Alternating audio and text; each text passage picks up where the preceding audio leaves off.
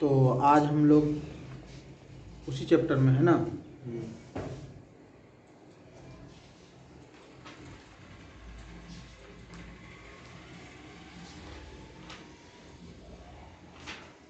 Line and angle है। Line and angle में को क्लास नहीं हुआ अभी। तो देखिए हम लोग का लाइन एंड एंगल क्लास चलेगा, जिसमें कि हम लोगों को बहुत चीज़ें इसमें सीखना है। लाइन एंड एंगल का मतलब हो गया रेखा एवं कोण। तो रेखा एवं कोण से मिलकर के जितना भी चीज़ हम लोग पढ़ेंगे वो सारा चीज़ हम लोग इसके अंदर। रेखा का मतलब हो गया कि ये आप रेखा ले रहे हैं तो ये रेखा कहलाया। अब कोण जब इसी दो रेखा के बीच में जो दूरी तैयार करेगी ये कोण हुआ। ये तो सिंपली रूप से हम समझ गए। कोण में भी दो प्रकार से, एंटी क्लॉक क्लॉकवाइज। लेकिन अब हम लोग इस पर विचार विमर्श करते हैं। तो देखिए हम लोग एक बिंदु से शुरुआत करते हैं और उसी बिंदु से पुनः बिंदु बनाते जाते हैं तो फिर वह बनती है एक रेखा। तो बिंदुओं के समूह से रेखा का निर्माण होता है। बिंदुओं के समूह से रेखा का निर्माण होता है। ये हो गया आपका रेखा। अब हम लोग इसके गुण को पढ़ेंगे। रेखा में गुण क्या क्या होता है। तो साधारण तरीके से बिंदुओं के संग्रह को हम लोग रेखा कहते हैं। अब रेखा देखो, जो रेखा है उसमें हम लोग एक निश्चित बिंदु लेते हैं और कभी कभी आपको दोनों तरफ अनिश्चित बिंदु भी नजर आती है। तो ये आपका बाएं तरफ भी अनिश्चित दूरी तक जाएगी और दाएं तरफ भी अनिश्चित दूरी तक जाएगी। और फिर आप इसमें और भी सारी चीजें हम लोग जान सकते हैं। देखिए ये अभी आपका सरल रेखा में है, कुछ ऐसा मिलेगा जो आपको सरल रेखा में नहीं मिले। तो जैसे देखिए आप ये देखिए, ये आपका ये एक रेखा हम लोग इसका भी बनाए, लेकिन यह सरल रेखा में नहीं है हमारा, ये विरल रेखा में है। उसके बाद ये देखिए दो रेखाओं के बीच में जो हम लोग दूरी नापते हैं उसे कोण कहते हैं। तो यही दोनों से रिलेटेड हम लोग सारी चीजें पढ़ेंगे। तो बिंदुओं के समूह से रेखा का निर्माण होता है। रेखा सरल रेखा में होता है, यानी कि सरल यदि हो तो सरल रेखा पर होगा। उसके बाद रेखा का तीन रूप देखिए। आप एक बिंदु निश्चित, दूसरी अनिश्चित, ये कहलाया आपका रेखा। तो क्या हुआ, एक और अनिश्चित रेखा। एक और अनिश्चित का मतलब ये एरो जो लगा इसका मतलब ये कहीं तक जा सकता है। इधर गए तो इसमें भी देखिए एक और अनिश्चित रेखा। तो जितना चीज बता रहे हैं आप बाद में सुन भी सकते हैं किसको किसको क्या कह रहे हैं। उसके बाद ये देखिए दोनों तरफ अनिश्चित रेखा, ये हो जाएगा आपका, इधर भी अनिश्चित रेखा, ये भी अनिश्चित रेखा। बट इसी से हम दो ठो विभाजित करके इतना सा निकाल लिए तो यह रेखा का कुछ खंड बना, इसलिए इसको रेखा खंड कहा जाता है, लाइन सेगमेंट कहा जाता है। ये हो गया आपका रेखाखंड। तो समझने के लिए हम लोग कितना चीज समझे, बिंदुओं के समूह से रेखा का निर्माण होता है।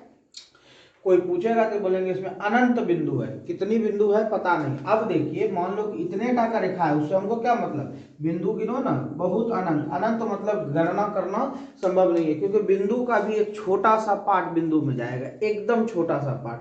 तो इसलिए ये रेखा का समूह से हम लोगों का क्या हो गया कि जो है कि रेखा जो है बिंदुओं के समूह से बनता है। ये एक तरफ यदि गया तो एक निश्चित बिंदु होगी, तो एक निश्चित बिंदु और एक और अनंत दूरी तक वह कहलाएगी एक और रेखा। इधर भी देखिए एक निश्चित बिंदु है, इधर एक और रेखा, इसमें दोनों तरफ है तो दोनों तरफ रेखा, और बीच में कट कर दिए तो रेखाखंड। अब इसका मापन हम लोग करते हैं, तो मापन में ये दूरी कहलाती है। और दूरी का मात्रक आप मीटर में ले लो, सेंटीमीटर में ले लो, मिलीमीटर में ले लो, ईटीसी किसी भी चीज में, फुट, इंच, पाउंड, किसी भी चीज में। 9th क्लास में आप लोग 3 प्रकार के मापक को पढ़े थे, सीजीएस, एमकेएस और एफपीएस। तो उस सारा में से दूरी का कोई भी मात्रक लगा सकते हैं। ये हो गया आपका रेखा। अब आइए हम लोग बात करते हैं कोण पर।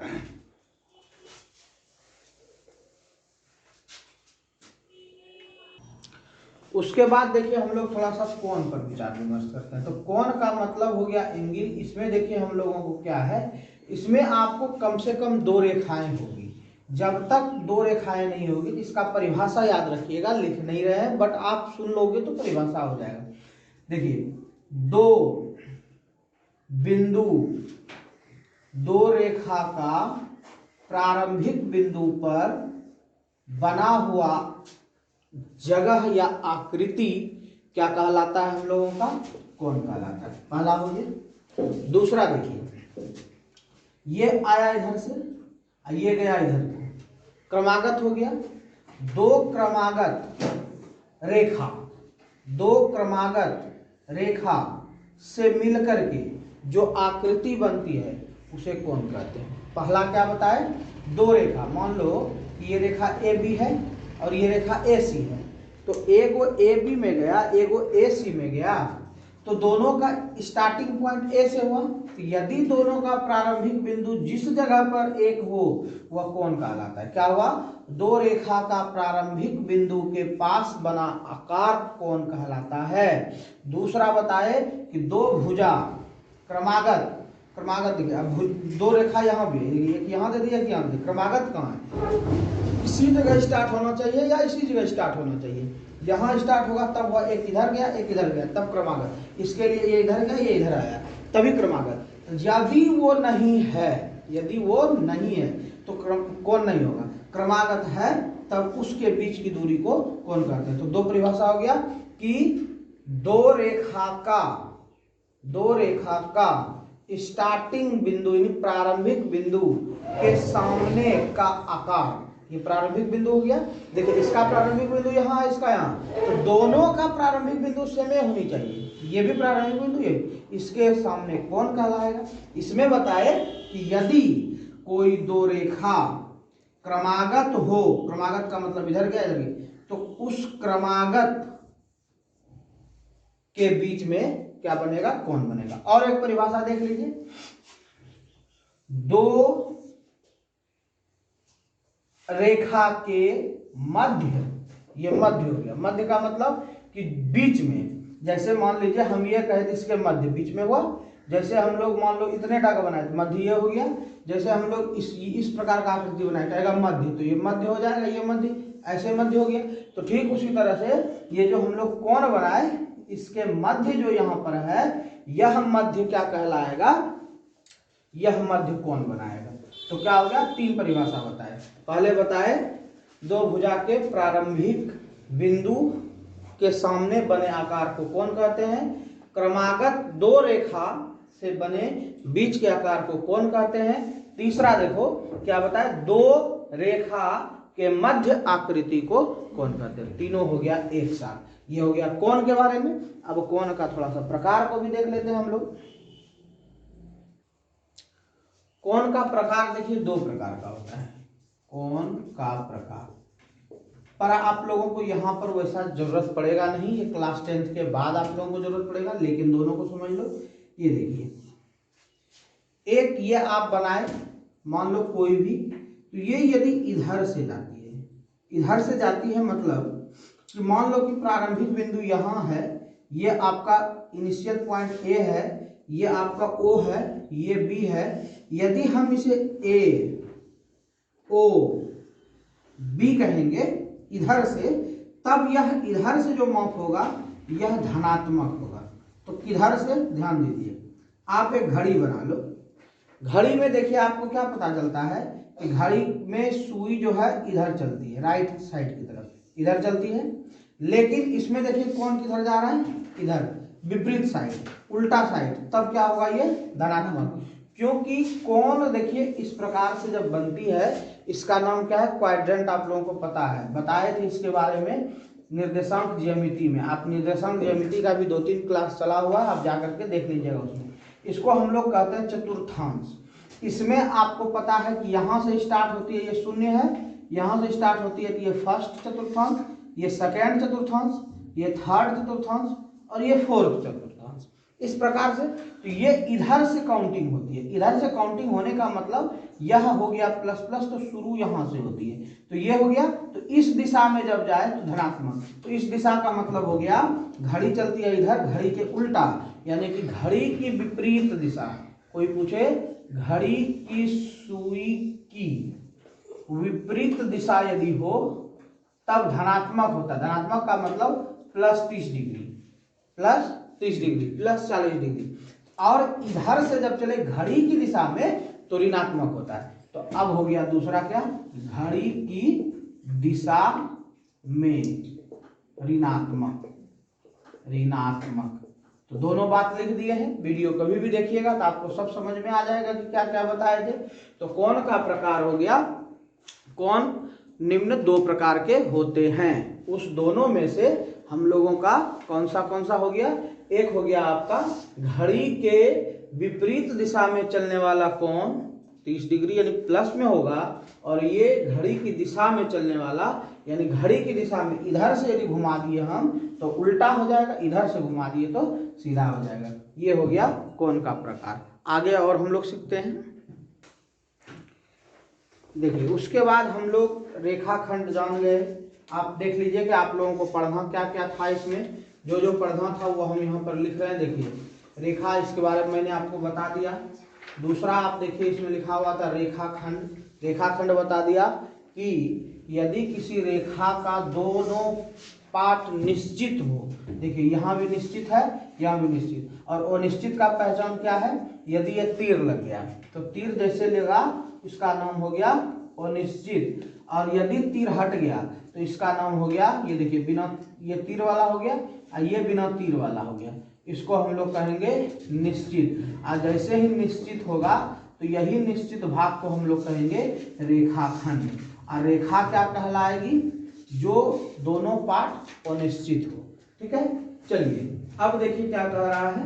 रेखाखंड आपका हो गया, उसके बाद कहता है रेखाखंड का आंतरिक बिंदु। ध्यान से देखो, रेखाखंड का आंतरिक बिंदु।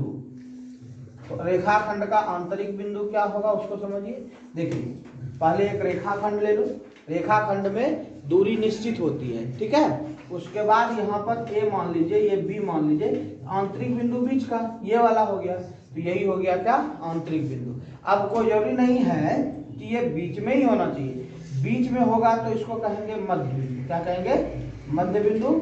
और यदि यहाँ भी रहा तो ये आंतरिक बिंदु हो गया, और यदि यहाँ भी रहा तो हम लोग कह दिए आंतरिक बिंदु। यानी कि आपका वो ऊपर वाला भी आंतरिक बिंदु हो गया, ये वाला भी आपका आंतरिक बिंदु हो गया, ये वाला भी आंतरिक बिंदु, इसके अंदर कहीं भी ये भी आंतरिक बिंदु हुआ, लेकिन ये मध्य बिंदु भी हुआ क्योंकि बीच में है। तो ये हो गया आपका रेखाखंड का आंतरिक बिंदु। उसके बाद देखिए आगे कह रहा है किरण, इसको भी हम लोग देखते हैं।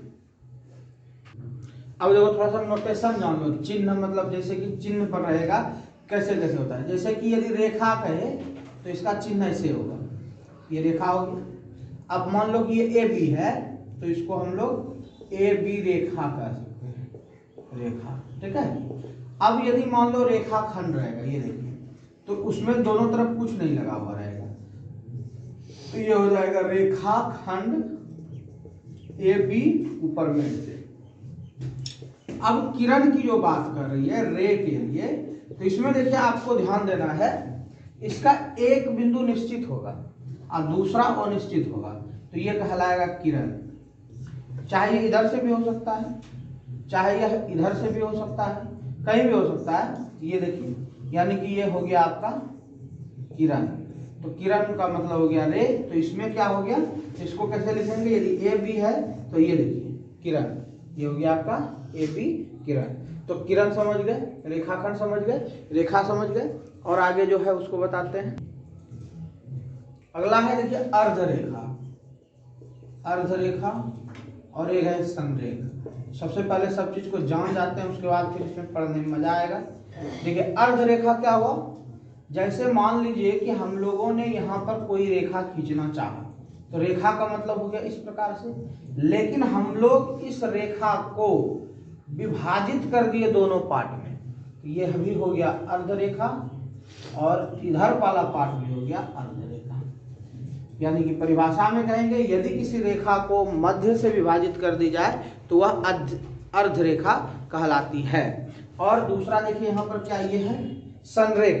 संरेख का मतलब हो गया क्या, देखो एक ही रेखा पर, ये देखिए जैसे मान लो कि ये रेखा हमने खींचा और इसी रेखा पर पुनः रेखा खींचा गया, फिर इसी रेखा पर पुनः रेखा खींचा गया, फिर इसी रेखा पर पुनः रेखा खींचा गया। मीन्स एक ही रेखा पर खींची गई रेखा, खींची गई रेखा। इसको और देखिए दूसरी तरफ कैसे कर सकते हैं। रेखा किससे बनता है, बिंदु से, यानी कि रेखा का सभी बिंदु एक ही रेखा पर,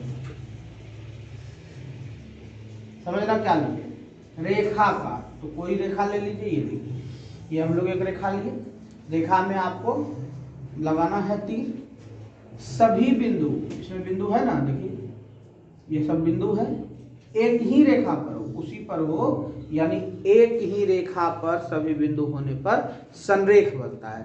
तो ये हो गया संरेख और अर्धरेखा। ये सारी चीजें हम लोगों को इसमें पढ़नी है। और आगे रेखा के ओर एक बिंदु, देखिए रेखा के ओर एक बिंदु, जैसे देखिए ये एक रेखा खींच दी, अब रेखा की ओर एक बिंदु, ये देखिए रेखा इस ओर तरफ है, इसमें एक बिंदु, देखिए एक बिंदु कहीं भी, ये देखिए रेखा की ओर एक बिंदु कहीं भी आप डाल सकते हैं। किसी भी रेखा पर एक बिंदु ले लीजिए, वह रेखा पर एक बिंदु कहलाएगी। उसके बाद कोण बता ही दिए। अब कोण में देखिए, कोण में बहुत सारी चीजें हैं। कोण को हम लोग, और यहाँ पर कोण का आपको अभ्यंतर देखिए, अभ्यंतर कोण और बहिर्कोण कौन सा होता है, यानी आंतरिक कोण और बहिर्कोण। तो इसको देखो ध्यान से, मान लो कि मैंने ये कोण बनाया, ये दो रेखा के साथ कोण बनाया, तो एक पार्ट्स आपका इधर का भी है और एक पार्ट्स आपका इधर का भी है, दो भाग हो गया।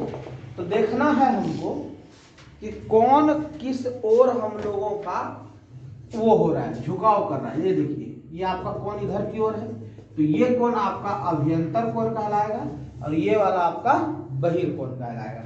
इसके पहचान के लिए आपको, जैसे देखिए मैंने ये बनाया, ये बनाया, आप ये बनाए, ये बनाए, तो देखिए जो जिधर का छोटा कोण दिख रहा है आपको, क्योंकि ये टोटल आपका 360 होगा, 360 में जो कोण छोटा दिखेगा आपको वह अभ्यंतर की ओर जाएगी और जो बड़ा दिखेगा वह आपका बहिर्कोण की तरफ जाएगी। तो ये हम लोगों का हो गया अभ्यंतर कोण और बहिर्कोण। आज इतना ही रहने दीजिए, अगले क्लास में हम लोग फिर इसका सवाल बनाएंगे। इसमें बहुत सारा थ्योरम भी है, थ्योरम भी हम लोग सीखेंगे अगले क्लास में।